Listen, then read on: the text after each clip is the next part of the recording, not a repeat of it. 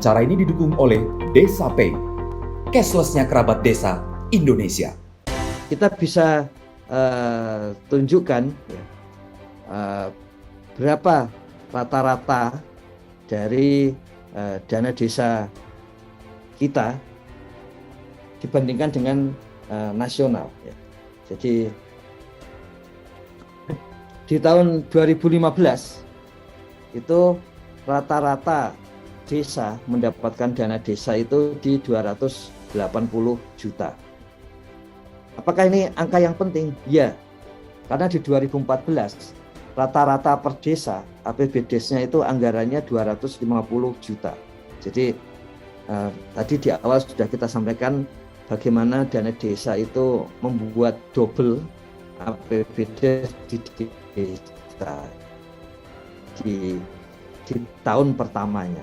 Jadi dana desa di desa kita lebih besar itu pada saat itu terutama karena desa kita lebih luas. Di 2016 itu meningkat ke 628 juta per desa rata-rata. 2017 meningkat jadi 800. Nah, ketika 2018 ini ada perubahan yang signifikan di dalam cara membagi dana desa. Dana desanya memang sama-sama 800 juta. Tapi pengalihannya itu lebih banyak kepada wilayah di mana penduduk miskin di desa itu terbanyak. Pada saat itu yang digunakan basis adalah data BDT, waktu itu namanya data terpadu untuk kemiskinan. Kalau sekarang istilahnya menjadi DTKS. Di 2019 itu meningkat ke 933 juta per desa. Di 2020 950 juta dan di 2021 itu 960 juta. Jadi cara kita mencek tujuan utama dana desa di desa kita, kalau lebih dari 960 hampir pasti itu tujuan utamanya mengurangi jumlah warga miskin yang sangat besar ya di desa kita. Kecuali untuk wilayah-wilayah yang sangat terpencil, di mana aspek kesulitan wilayah itu diperhitungkan. Misalnya di wilayah desa-desa di perbatasan, terutama ya di Papua, kemudian di Kalimantan, kemudian yang memang sulit untuk dijangkau.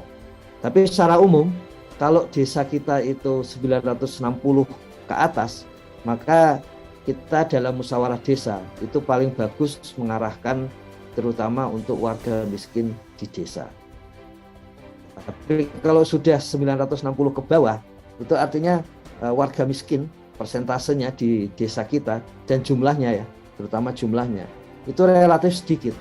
Sehingga sudah layak justru untuk melakukan kegiatan-kegiatan misalnya pengembangan ekonomi dan sebagainya.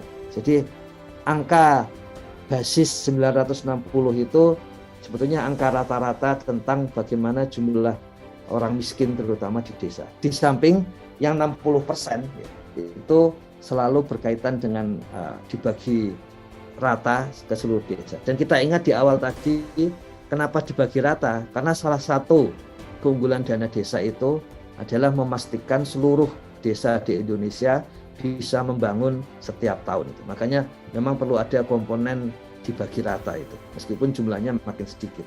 Jadi di angka yang di bawah itu bisa cuman 800 juta. Itu desa-desa yang memang orang miskinnya itu rendah, atau sampai ada cuman hanya 1-2 desa yang mungkin di angka 700 juta lebih itu. Tapi itu harap diingat di level pusat sampai ke kabupaten itu angkanya mestinya tidak sampai di bawah 800 juta. Tapi di dalam kabupaten ada formula untuk membagi antar desanya yang mungkin membuat menjadi demikian.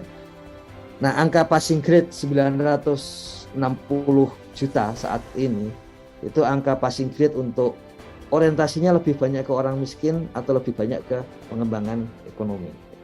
Seperti itu. Jadi angka itu sebetulnya punya makna demikian. Nah, kemudian dari dari tahun ke tahun kalau kita lihat, yang pertama kita melihat terutama dari jumlah desanya, dan kemudian kalau kita lihat memang di seluruh wilayah pulau, baik itu Sumatera, Jawa, ini kalau yang Balnustra ini perlu hati-hati karena di situ ada komponen Bali yang lebih dekat ke Jawa daripada ke NTB dan NTT. Jadi nanti kalau kita melihat yang Balnustra perlu lebih hati-hati. Kemudian Kalimantan, Sulawesi, Maluku, dan Papua. Jadi sesuai dengan jumlah desa, maka kemudian terlihat seperti ini. Nah, yang menarik adalah jumlah desa terbanyak masih Sumatera, tapi jumlah dana desanya itu lebih banyak Jawa. Berarti komponen-komponen manusia itu lebih mendominasi ketika sudah di atas Bhagirata tadi. Jadi komponen manusia lebih mendominasi, dan itu artinya adalah uraian atau tugas dari dana desa terutama untuk melayani warganya, yaitu melayani manusia, bukan terutama untuk pengembangan wilayahnya, pengembangan fisik wilayahnya, tapi terutama untuk melayani manusianya. Dan beberapa yang meningkat itu hampir semuanya meningkat sebetulnya, ya. Kecuali yang tidak terlalu terasa itu di Balnustra ini tadi karena ada komponen Bali gitu. Tapi yang lain itu meningkat terus.